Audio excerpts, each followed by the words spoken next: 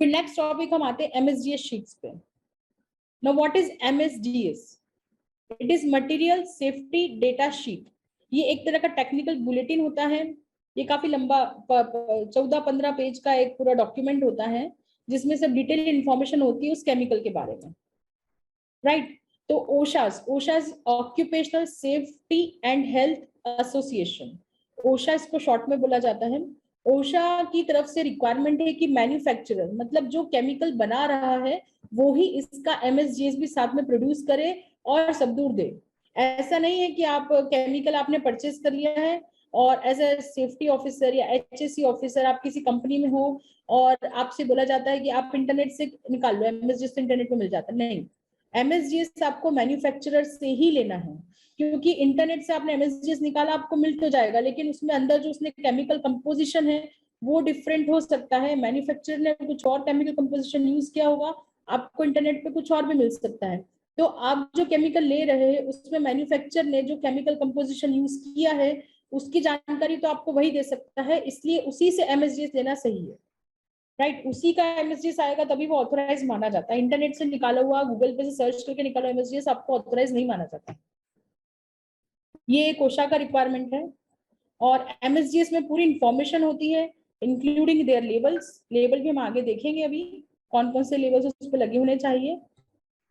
फिर एमएसजीएस पे सारी जानकारी होती है उस केमिकल की, वो फर्स्ट टाइम शिप हो रहा है क्या हो रहा है, उस पर हर चीज लिखी होती है। और इसकी थोड़ी सी हम हिस्ट्री देखते हैं।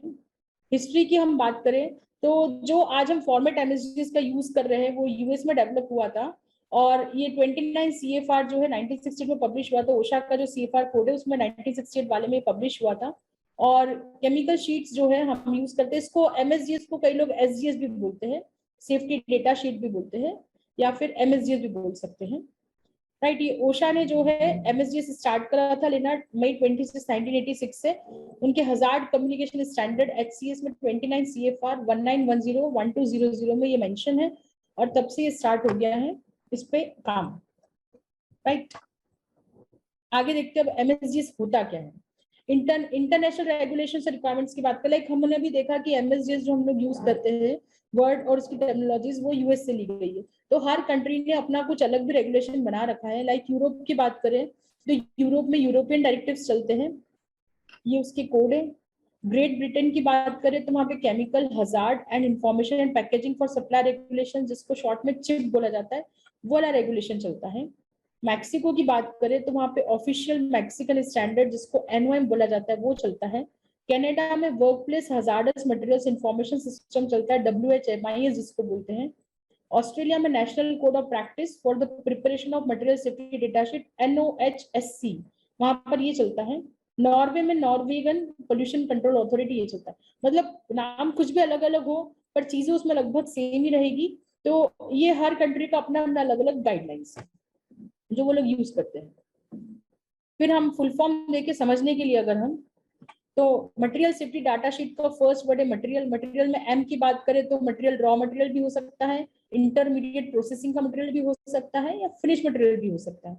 फिर एस सेफ्टी में जो एस उसकी बात करें तो इसमें वही है, आपको समराइज करना है सेफ्टी एनवायरमेंटल एस्पेक्ट्स को, हेल्थ हजार्ड को, स्टोरेज हैंडलिंग और ट्रांसपोर्टेशन को मटेरियल के देखना है। डेटा की बात करें तो डेटा में उसकी फिजिकल और केमिकल प्रॉपर्टीज होना चाहिए, जिससे कि उसको कैसे हैंडल करना है, उसके फर्स्ट एड मेजर्स क्या होंगे वो आपको पता चल जाए। शीट में एस की बात करें तो समरी शीट है। आप एक छोटा सा वो 15-16 पेजेस कोई ज्यादा पढ़ता नहीं है, उसको नॉर्मल लोग नहीं पढ़ेंगे, वो सेफ्टी का बंदे पूरी शीट पढ़ता है, बाकी तो कोई उसको डिटेल में देखता नहीं है। तो आप एक छोटी समरी शीट बना सकते हैं सिंगल पेज की, उसमें से काम की चीजें निकाल के। तो material safety data sheet in short में हम MSDS जिसको हम बोलते हैं। तो इसमें 16 सेक्शंस होते हैं मटेरियल सेफ्टी डेटा शीट में या सेफ्टी डेटा शीट में। 16 सेक्शंस के हम नाम देखते हैं, उनका डिटेल देखते हैं उसमें क्या क्या होता है। सबसे पहली चीज होती है identification of the product and company, किस कंपनी ने बनाया है, उसका नाम क्या है, उसके हजार्डस इंग्रेडिएंट्स क्या है, कॉन्सेंट्रेशन रेंजेस, जो मैं केमिकल कंपोजिशन बोल रही थी वो इस चीज में आ जाएगा कॉन्सेंट्रेशन रेंजेस में। फिर हजार्ड आइडेंटिफिकेशन, उसके first aid measures, fire fighting measures, accidental release, अगर वो केमिकल है उसका एक्सीडेंटल रिलीज हो जाए, गलती से वो रिलीज हो जाए तो फिर क्या उसको कैसे करना है, हैंडलिंग इन स्टोरेज, किस कंडीशंस में उसको हैंडल करना है, किस कंडीशन में स्टोर करना है उसको, एक्सपोजर कंट्रोल्स, किस तरह का एक्सपोजर होने की उसमें ज्यादा संभावना, और किस तरह का पर्सनल प्रोटेक्शन, किस तरह के पीपीई यूज करना है वो उसके साथ दिया रहेगा। फिर फिजिकल एंड केमिकल प्रॉपर्टीज, उसकी सारी रेंजेस, फ्लेमेबिलिटी, एक्सप्लोजिबिलिटी, सब कुछ उसमें मेंशन रहेगा। स्टेबिलिटी एंड रिएक्टिव, अगर वो किसी केमिकल से रिएक्ट करता है तो उसके बारे में जानकारी रहेगी, कुछ स्पेशल इंफॉर्मेशन रहेगी तो वो भी उसमें रहेगा। टॉक्सिकोलॉजिकल इंफॉर्मेशन, ये टॉक्सिक है कि नहीं है। इकोटॉक्सिकोलॉजिकल इंफॉर्मेशन, ये एक्वेटिक एनिमल्स के लिए कैसा है, इकोसिस्टम के लिए कितना हार्मफुल है। डिस्पोजल कंसिडरेशंस, इसको डिस्पोज किस वे में करना है, आफ्टर यूज इसको डिस्पोज कैसे करना है, हम इसे ड्रेन कर सकते हैं सीवेज सिस्टम में, या फिर इसे किस कंडीशन में डिस्पोज करना है, ये सब उसमें दिया रहेगा। ट्रांसपोर्ट इन्फॉर्मेशन, ट्रांसपोर्ट के टाइम उसकी क्या कंडीशंस रखना है। रेगुलेटरी इन्फॉर्मेशन, इस पे कौन से रेगुलेशंस एप्लीकेबल होगी। अदर इन्फॉर्मेशन, कुछ और इस केमिकल की जानकारी हो तो वो इसमें रहेगी। तो ये 16 पॉइंट्स कवर होते हैं डिटेल्ड एमएसडीएस में। तो मैन्युफैक्चरर कई बार सारे पॉइंट्स कवर नहीं करते, वो कुछ और वो सारे पॉइंट्स कवर करे बिना ही बना के दे देते हैं। तो ये सेफ्टी पर्सन की रिस्पॉन्सिबिलिटी रहती है और मटेरियल डिपार्टमेंट की कि वो कोऑर्डिनेट करके मैन्युफैक्चरर से फुल एमएसडीएस ले। तो एमएसडीएस में कुछ वर्ड्स यूज हमें आते हैं शॉर्ट फॉर्म में, हम उसका एब्रिविएशन से देख लेते हैं। एमएसडीएस में ये काफी वर्ड्स है जो आते हैं। टीएलवी थ्रेशोल्ड लिमिट वैल्यू, मतलब जितना कि हम उसको कर सकते हैं, इससे ऊपर लिमिट हम नहीं झेल सकते इसकी, राइट। इससे ऊपर कॉन्सेंट्रेशन किसी भी हालत में बढ़ना नहीं चाहिए। TLVC that is threshold limit value ceiling, ये यहाँ पे जो टीएलवीसी है ये एटमॉस्फेरिक कंडीशंस, मतलब एटमॉस्फेयर में कितनी थ्रेशोल्ड लिमिट वैल्यू इसकी जा सकती है जो एटमॉस्फेयर ले सकता है। तो TWA होता है टाइम वेटेड एवरेज, मतलब ये 8 आवर्स की काउंट करके बनाया जाता है, 8 आवर्स में कितना एक्सपोजर परमिसिबल है उसकी लिमिट है। फिर STEL is short term exposure limit, आप शॉर्ट टर्म के लिए उसका कितना एक्सपोजर ले सकते हैं। IDLH होता है immediately dangerous to life and health, उसको मेजर करते पीपीएम में, पार्ट्स पर मिलियन या फिर mg पर मीटर क्यूब में, इससे ज्यादा एक्सीड नहीं होना चाहिए, और 30 मिनट्स में उसको वहां से एस्केप कर देना है, छोड़ देना है वो जगह। LD50 होता है लीथल डोज, इसको लीथल डोज 50 बोलते हैं। 50 मतलब ये इसको मेनली देखिए, जो भी केमिकल्स होते हैं ना, जब वो मैन्युफैक्चर होते हैं तो उसको पहले जानवरों पे टेस्ट किया जाता है, मोस्टली या तो रैट्स पे या रैबिट्स पे, राइट। तो 50% पॉपुलेशन उसकी खत्म हो जाती है, इसलिए उसको लीथल डोज 50 बोलते हैं। मतलब कितना डोज देने पे 50% पॉपुलेशन उनकी खत्म हो गई, वो लीथल डोज 50 कहलाता है, राइट। और 14 डेज के अंदर death likely to cause, death हो जाती है 14 डेज के अंदर वो लेने के बाद। LC50 होता है लीथल कॉन्सेंट्रेशन 50, सेम चीज है, कितने कॉन्सेंट्रेशन पे, या कॉन्सेंट्रेशन मतलब या तो फ्यूम के फॉर्म में रहेगा, या मिस्ट के फॉर्म में रहेगा, या डस्ट के फॉर्म में रहेगा। उसमें भी 50% पॉपुलेशन कितने कॉन्सेंट्रेशन पे खत्म हुई वो आता है। फिर LCL होता है लीथल कॉन्सेंट्रेट लो, इनकी मीनिंग्स भी आएंगे आगे। फिर MW मॉलिकुलर वेट, उसका कितना मॉलिकुलर वेट है। BP है boiling point. FLP flash point, flash point की दो मेथड्स होती है, हमने केमिस्ट्री में देखा होगा, ओपन कप और क्लोज कप मेथड होती है फ्लैश पॉइंट निकालने की। तो लोएस्ट टेम्परेचर है जहां पर कि वो इनफ वेपर फॉर्म कर देगा फ्लेमेबल मिक्सचर के लिए, वो होता है फ्लैश पॉइंट। तो ये FLP है। UEL होता है अपर एक्सप्लोसिव लिमिट, और LEL होता है लोअर एक्सप्लोसिव लिमिट। अगर वो केमिकल में एक्सप्लोसिविटी है, अगर वो केमिकल एक्सप्लोसिव रेंज में आता है तो उसकी LEL UEL मेंशन करना जरूरी रहता है। फिर IP होता है आयोनाइजेशन पोटेंशियल। MEC होता है minimum explosive concentration of dust in air. अगर वो डस्ट भी उसका एक्सप्लोसिव है तो कौन सा एक्सप्लोसिव लेवल है जब वो डस्ट भी उसकी एक्सप्लोजन कर सकती है, ग्राम्स पर लीटर में इसको मेंशन किया जाता है। ऑटो इग्निशन टेम्परेचर मेंटेन किया जाता है, जब वो सेल्फ सस्टेन कंबशन उसमें होने लग जाए वो वाला temperature. Route of health hazard, INH अगर लिखा है तो इनहेलेशन के लिए यूज है वो वर्ड। ABS लिखा है मतलब एब्जॉर्प्शन थ्रू स्किन है। ING लिखा है मतलब इंजेक्शन है, और CUN लिखा है मतलब इसके लिए आई कांटेक्ट की बात की गई है। तो ये शॉर्ट वर्ड्स आपको मिलेंगे MSDS में, आपको इनके फुल फॉर्म्स पता होने चाहिए तभी आप MSDS रीड कर पाएंगे। तो सेफ्टी डेटा शीट में हम एक एक पॉइंट्स देखते हैं, अब क्या क्या पॉइंट्स है। तो पहली चीज होती है आइडेंटिफिकेशन की। आइडेंटिफिकेशन में उसका केमिकल नेम रहेगा, ट्रेड नेम रहेगा, मैन्युफैक्चरर नेम, एड्रेस और इमरजेंसी फोन नंबर। जैसे कि हम बात करें केमिकल नेम और ट्रेड नेम, जैसे कि हम घर में नमक इस्तेमाल करते हैं तो नॉर्मली हम उसे नमक बुलाते हैं, लेकिन उसका केमिकल नेम क्या है, उसका केमिकल नेम NaCl है, फॉर्मूला NaCl, उसका नाम है सोडियम क्लोराइड, तो उसका ट्रेड नेम सोडियम क्लोराइड है, राइट। तो कई बार ये होता है कि केमिकल नेम और ट्रेड नेम डिफरेंट हो सकते हैं, तो इसलिए आइडेंटिफिकेशन में दोनों चीजें लिखी होती है, केमिकल नेम भी और ट्रेड नेम भी। और किसने उस केमिकल को बनाया है और उसका इमरजेंसी फोन नंबर, वो सब वहां दिया रहेगा। फिर हजार्डस इंग्रेडिएंट्स में उस पर लेबल लगा रहेगा। एक तो केस नंबर रहेगा, केस नंबर होता है केमिकल एब्स्ट्रैक्ट सर्विस। ये केस नंबर हर केमिकल के लिए यूनिक होता है। जैसे कि अगर हम बात करें पीरियोडिक टेबल की, तो जैसे कि हर नंबर का, हर केमिकल का एटॉमिक नंबर स्पेसिफिक अलग रहता है, सिमिलरली हर केमिकल का केस नंबर बिल्कुल यूनिक रहता है। तो सपोज कोई केमिकल का केमिकल नेम अलग है, ट्रेड नेम अलग है, या कई बार केमिकल के 2-3 नाम होते हैं, IUPAC नेम्स अलग अलग हो जाते हैं ना केमिकल्स के, कुछ कुछ 2-3 तरह के नाम निकल कर आ जाते हैं। तो केस नंबर लेकिन सबका एक रहेगा, तो आप केस नंबर से पहचान सकते हैं कि एक्चुअल में किस केमिकल की बात हो रही है। और केस नंबर बिल्कुल मेंशन होना चाहिए। आप केस नंबर से इंटरनेट से इसका MSDS भी वेरीफाई कर सकते हैं, क्योंकि केस नंबर सेम रहना चाहिए। तो ये केस नंबर सबसे जरूरी चीज है MSDS में। फिर ये टीएल की बात करें तो परमिसिबल एक्सपोजर लिमिट है, ये सब इंग्रेडिएंट्स में लिखे होते हैं। TLV, ACGI जो है American conference of government industrial hygienist, उनकी तरफ से रहता है TLV लिमिट और ये सब, तो ये सब चीजें उसमें मेंशन होनी चाहिए। फिर हजार्डस आइडेंटिफिकेशन में आएगा मटेरियल का अपीयरेंस, वो किस फॉर्म में रहेगा, वो पाउडर फॉर्म में है या फिर लिक्विड फॉर्म में है या किस फॉर्म में है, उसकी ऑर्डर कैसी, उसमें कैसी स्मेल आती है, उससे हेल्थ, फिजिकल, एनवायरमेंट हजार्ड कौन से होते हैं, ये सब कुछ उसमें मेंशन रहना चाहिए। फिर अगला देखें तो first aid measures. First aid measures में स्पेशली अगर वो आंख में चले जाए तो क्या आपको करना है, स्किन पे एक्सपोजर हो जाए तो आपको क्या मेजर लेना है, इनहेल कर ले कोई तो क्या क्या आपको फर्स्ट एड मेजर्स करना है, और इंजेक्शन अगर वो स्वेलोड हो जाए, कोई गलती से उसको पी ले तो फिर उसके फर्स्ट एड मेजर क्या लेना है, ये सब उसमें मेंशन रहता है।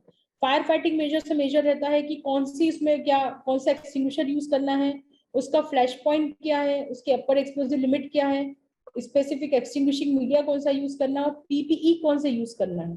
तो सेफ्टी मैनेजर जो है कंपनी के, वो इसके MSDS से निकाल सकते हैं, वो हर केमिकल का MSDS इकट्ठा करके उसके PPs निकाल सकते हैं कि किस केमिकल पे कौन सा PP यूज करना है। हम वहां से चीजें निकाल सकते हैं, और कौन सा एक्सटिंग्विशर या कौन सा एक्सटिंग्विशिंग मीडिया वहां यूज करना है वो हम वहां पे देख सकते हैं। और उसके अलावा जैसे कि आईज से प्रोटेक्शन के लिए आई वॉश स्टेशन होते हैं, बॉडी शावर होते हैं, तो कौन सी चीज किस केमिकल के पास में होनी चाहिए ये हम स्टडी करके पूरा एक चार्ट बना के वहां लगा सकते हैं। लाइक अगर ये केमिकल यूज हो रहा है तो यहाँ पे पास में बॉडी शावर होना चाहिए, क्योंकि इस केमिकल की अगर इस केमिकल से एक्सपोजर हो गया, कभी शरीर पे गिर गया, तो आपको बॉडी शावर करना पड़ेगा 15 मिनट्स का, तो वहां पे शावर लगा है। तो ये MSDS इसलिए भी जरूरी है, ये सिर्फ मैन्युफैक्चरर के लिए जरूरी नहीं है, सेफ्टी के लिए भी जरूरी है, HSC मैनेजर्स के लिए भी, और कंपनी में भी जरूरी है, मटेरियल डिपार्टमेंट के लिए भी ये चीज। एक्सीडेंटल रिलीज मेजर, अगर गलती से ये एनवायरनमेंट में मिक्स हो रहा हो या इसका लीक हो गया हो, स्पिल हो गया हो, तो इससे एडवर्स इफेक्ट्स क्या होंगे एनवायरनमेंट को, एक्वेटिक लाइफ को, ड्रेनेज में चले जाए, सीवर में चले जाए तो कितना हार्म करेगा ये सब के बारे में दिया रहता है। इसकी इवैक्यूएशन प्रोसीजर क्या है, वो स्पिल जो कंटेमिनेट हो जाएगी जगह, कंटेनमेंट कैसे करेंगे, उसको क्लीन अप कैसे करेंगे, डिस्पोजल कैसे करेंगे, ये सब उसमें दिया रहता है MSDS में जानकारी। हैंडलिंग एंड स्टोरेज, उसको कितने टेम्परेचर पे स्टोर करके रखना है, किस कंडीशंस में स्टोर करना है, उसको हैंडल कैसे करना है, ट्रांसपोर्ट कैसे करना है, स्टोर कैसे करना है, ये सब कुछ उसमें दिया रहता है। फिर कोई केमिकल्स के साथ इनस्टेबल हो तो उसके साथ नहीं उसको रखना है, ये सब कुछ उसमें दिया हुआ रहता है, राइट। फिर इंजेक्शन हो जाए, किसी भी तरह का एक्सपोजर हो जाए तो उसमें कौन से प्रोटेक्शन यूज करना है वो दिया रहेगा, राइट। जैसे कि रेस्पिरेटरी प्रोटेक्शन लगेंगे, कुछ केमिकल्स जो है टॉक्सिक होते हैं या आपकी हेल्थ के लिए खराब होता है, रेस्पिरेशन सिस्टम को खराब करते, तो किस टाइप का रेस्पिरेटर वहां पे यूज करना है वो भी दिया रहेगा। फिर इंजीनियरिंग कंट्रोल्स अगर आपको लगाने हैं तो किस तरह के लगाने हैं वो भी उसमें मेंशन रहता है। मतलब आपके पास अगर डिटेल मैन्युफैक्चरर ने अगर बिल्कुल सही से काम करके अच्छे से बनाई MSDA शीट, तो आपको देखिए इंजीनियरिंग कंट्रोल मिल जाएंगे, आपको PPEs मिल जाएंगे, आपको एक्सटिंग्विशर्स की जानकारी मिल जाएगी, आपको शावर्स और क्या वहां पे लगाना है उसकी जानकारी मिल जाएगी, और वो आप एप्लीकेबल करवा सकते हैं। बकायदा आपके पास एक डॉक्यूमेंटेड इन्फॉर्मेशन है, आप मैनेजमेंट को कमिट कर सकते हैं इन चीजों को लगाने के लिए भी, कि ये चीजें एप्लीकेबल है और ये चीजें इस मेंशन्ड इस शीट में आपको ये चीजें लगानी चाहिए। फिर उसके बाद फिजिकल केमिकल प्रॉपर्टीज में colour, order, pH, gravity, vapour density, ये सब चीजें आ जाएंगी, वाटर सॉल्युबल है कि नहीं है। फिर स्टेबिलिटी और रिएक्टिविटी की बात करें तो ये काम की चीज है कि इसको किन केमिकल्स के साथ आप रख सकते हैं और किन केमिकल्स के साथ नहीं रख सकते हैं, राइट। देखिए ये एक जरूरी चीज इसलिए है क्योंकि कई बार क्या होता है केमिकल हार्मफुल नहीं है, लेकिन उसके पास में कोई ऐसा केमिकल रख दिया जिसके साथ रिएक्शन करके विग्रस स्टेट प्रोड्यूस कर देगा या विग्रस चीज प्रोड्यूस कर देगा। तो आपको ये ध्यान रखना पड़ेगा कि कौन से केमिकल साथ में रख सकते हैं, कौन से केमिकल साथ में नहीं रख सकते। और ये एक थोड़ा बड़ा इशू आ जाता है कंपनीज में। प्रैक्टिकल लाइफ की अगर हम बात करें तो कंपनीज एक स्टोरेज एरिया बना देती है केमिकल के लिए। आप सारे केमिकल्स वहीं स्टोर करो, सारे ड्रम्स में केमिकल्स आते हैं तो आप सारे ड्रम्स वहीं स्टोर करो।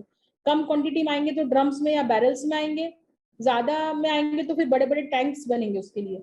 तो वो नॉर्मली एक ही एरिया डिफाइंड रहता है, वहीं पे सब केमिकल रख दो। तो ये देखना थोड़ा जरूरी रहता है कि कौन से केमिकल एक दूसरे के साथ रिएक्ट नहीं करें, सिर्फ हम वही साथ में रख सकते हैं। तो इसका भी एक कंपेटेबिलिटी चार्ट बनता है जो मैं आगे इसमें दिखाऊंगी, उसके हिसाब से इनको रखना चाहिए। फिर ये टॉक्सिकोलॉजिकल इंफॉर्मेशन है, ये इसमें eye irritation, skin irritation, oral LD, ये मैंने बताया था ना जानवरों पे उसको टेस्ट किया जाता है, राइट्स पे और रैबिट्स पे सबसे ज्यादा टेस्ट किए जाते हैं। Inhalation, dermal LD50, skin sensitization, इन सब में क्या करते हैं जानवरों को ये केमिकल्स का एक्सपोजर देते हैं कुछ क्वांटिटीज में फिक्स में, और फिर उनको उनका इफेक्ट देखा जाता है। उनकी स्किन पे किसी तरह का इरिटेशन तो नहीं हो रहा है, रैशेस तो नहीं आ रहे हैं, और कुछ भी फिर उनको डोज देने पे उनके बिहेवियरल में चेंजेस क्या आ रहे हैं, वो जिंदा भी है या फिर जानवर मर चुके हैं। तो इस तरह से टेस्ट करके फिर ये दी जाती जानकारी LD50, LC50 और इन सब की। फिर अगले क्रोनिक डाटा है, मतलब अगर ये इसमें क्रोनिक इफेक्ट्स आपको बॉडी में होंगे क्या इस केमिकल के कंटिन्यूस एक्सपोजर से। फिर ये बाकी सारी जानकारी, म्यूटेजेनिसिटी, रिप्रोडक्टिव टेराटोलॉजी और कार्सिनोजेनिटी, ये सब हम डिस्कस कर चुके हैं। इकोटॉक्सिकोलॉजिकल इंफॉर्मेशन मतलब है कि एनवायरनमेंट को कितना इफेक्ट करेंगे। जैसे कि तेल कंपनियां होती है वो समुद्र में से अपनी पाइपलाइन निकालती है, अब अगर जिस भी दिन उनकी पाइपलाइन फूटती है, जैसे रिसेंटली कहीं हुआ है ये, जैसी भी उनकी पाइपलाइन कभी फूट जाती है या उसमें से लीक होने लगता है तो वहां के जानवर पूरे के पूरे खत्म होने लग जाते हैं उस तेल के रिसाव की वजह से। वो वहां उनका दम घुटता है, वो वहां पे सांस नहीं ले पाते पानी के पोल्यूशन की वजह से, तो एक्वेटिक लाइफ डिस्ट्रॉय हो जाती है। तो अगर ये गलती से कुछ इस तरह से ऐसा चले जाता है केमिकल पानी में या कुछ, तो वो एक्वेटिक लाइफ को कितना डेंजर करेगा, ये उसकी इंफॉर्मेशन भी इसमें दी रहती है। तो डिस्पोजल कंसिडरेशंस, जब भी आप केमिकल को यूज करते हैं उसके बाद वेस्ट केमिकल जो बचता है उसको कैसे डिस्पोज करना है। डिस्पोजल में कई चीजें होती है, या तो उसको जला दिया जाता है, इंसिनरेट कर दिया जाता है, या लैंडफिल कर दिया जाता है। वेस्ट की 3-4 चीजें होती है, या तो उसको लैंडफिल करते हैं या इंसिनरेट करते हैं, यही सब कुछ होता है इसमें। तो उसको इंसिनरेट करना है कि क्या करना है वो सब इसमें जानकारी दी रहती है। फिर आगे ट्रांसपोर्ट की, ट्रांसपोर्ट के टाइम क्या इंफॉर्मेशन इसमें होनी चाहिए, किस कंडीशन को ट्रांसपोर्ट करना है। DOT, डिपार्टमेंट ऑफ ट्रांसपोर्टेशन, इसने 9 क्लास बनाई थी हजार्डस मटेरियल की जो कि हम ऊपर देख चुके हैं। फिर UN नंबर है, UN नंबर भी हम ऊपर देख चुके हैं। इसमें सब इंफॉर्मेशन उसको किस तरह से पैक करना है, किस तरह के कंटेनर में रखना है, किस तरह से शिप करना है, किस तरह से ट्रांसपोर्ट करना है, इसमें सब चीजें दी रहती है। फिर रेगुलेटरी इंफॉर्मेशन में वर्क प्लेस क्लासिफिकेशन की बात करें तो 29 CFR 1910-1200 एप्लीकेबल होता है। फिर हम बात करें तो सारा भी एक है, सारा जो है वो ये है super fund amendment and re authorisation act, right. ये भी एक 40 CFR 372 में इसके बारे में मेंशन है, ये भी इस पर एप्लीकेबल हो सकता है। या TSCA, that is toxic substances control act, या फिर RCRA, reactive resource conservation recoveries act, या फिर CERCLA, that is comprehensive environmental response compensation liabilities act classification. तो हम अगर बात करें तो रेगुलेटरी इन्फॉर्मेशन कौन कौन से रेगुलेटरी रेगुलेशंस के अंडर आता है वो केमिकल, राइट। जैसे टॉक्सिक हुआ तो वो TSCA में आ जाएगा, ज्यादा रिएक्टिव केमिकल से तो RCRA कैटेगरीज में भी वो आएगा। तो कौन से कैटेगरी कौन से रेगुलेशन उस पर एप्लीकेबल हो रहे हैं ये इसके बारे में जानकारी इस पर देनी रहेगी, राइट। फिर अदर इंफॉर्मेशन, इन सब के अलावा भी कुछ ऐसी इंफॉर्मेशन हो जो कि इन 15 सेक्शंस में कवर नहीं हुई हो तो वो इस 16 वाले में डालनी है, राइट। फिर कब MSDS ओरिजिनल इशू किया गया था, कब रिवाइज किया गया था, कब अमेंड किया गया, तो सब मेंशन करना जरूरी रहता है। तो this was the MSDS sheet. तो हम ड्राई केमिकल पाउडर एक्सटिंग्विशर जो यूज करते हैं जिसको ABC टाइप बोलते हैं, ये उसके MSDS का मैंने सिर्फ एक ग्लिम्स लिया है छोटा सा, राइट। सिर्फ एक सिंगल शीट लिया है, 16 पेजेस वाला नहीं दिखा रही हूँ। लाइक अगर ABC एक्सटिंग्विशर की बात करें तो उसके फर्स्ट एड मेजर्स भी अगर इनहेल कर लिया उसको, मतलब उस पाउडर को ज्यादा क्वांटिटी में आपने सूंघ लिया है तो move patients to fresh air, give warm and rest, injection हो गया है तो उसको बहुत ज्यादा अमाउंट का पानी पिलाना, उसको वोमिट नहीं करवाना है।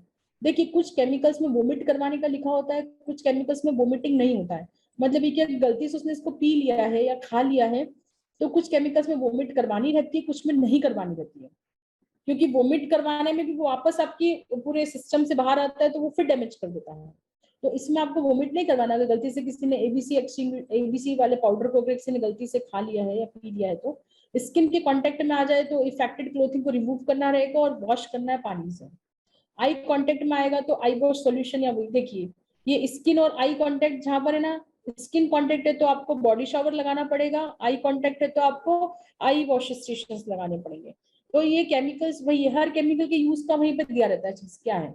पीपी की बात करें तो लोकल वेंटिलेशन चाहिए, वेंटिलेशन सिस्टम देखिए पर्सनल प्रोटेक्शन में दे रखा है, यहाँ पे इन्होंने इंजीनियरिंग कंट्रोल भी दिया है, पीपी भी दिया है, दोनों दिया है। Ventilation system is engineering control, local ventilation रहेगा, हेल्पफुल है पर जरूरी नहीं है। पीपी में personal respirators, dust mask recommend करा है। डस्ट मास्क देखिए स्पेशली मास्क का कैटेगरी दिख गया, रेस्पिरेटर इसमें नहीं चाहिए, सिर्फ डस्ट मास्क से इसमें काम हो जाएगा। स्किन प्रोटेक्शन में हैंड ग्लव्स यूज कर सकते हैं, आई प्रोटेक्शन में सेफ्टी गॉगल्स यूज कर सकते हैं। Important, if further medical attention is needed please ensure the enclosed MSDS document accompanies the casualty. Right, मतलब जो हम फोम यूज करते हैं एक्सटिंग्विशर में उसका भी एमएसडीएस होना चाहिए, जो हम एबीसी पाउडर यूज कर रहे हैं उसका भी एमएसडीएस होना चाहिए। This both are the chemicals. Right, तो ये देखिए मैंने इसमें इंक्लूड किया था एबीसी का, ये सिर्फ सिंगल पेज का एक छोटा सा समरी बनाया हुआ है जो हमारे हेल्पफुल काम की चीजें हैं, सिर्फ उतने ही पॉइंट्स इसमें लिए गए। ऐसी एक सिंगल शीट्स बना के आप जहां जहां ये चीजें वहां पर लगा सकते हैं।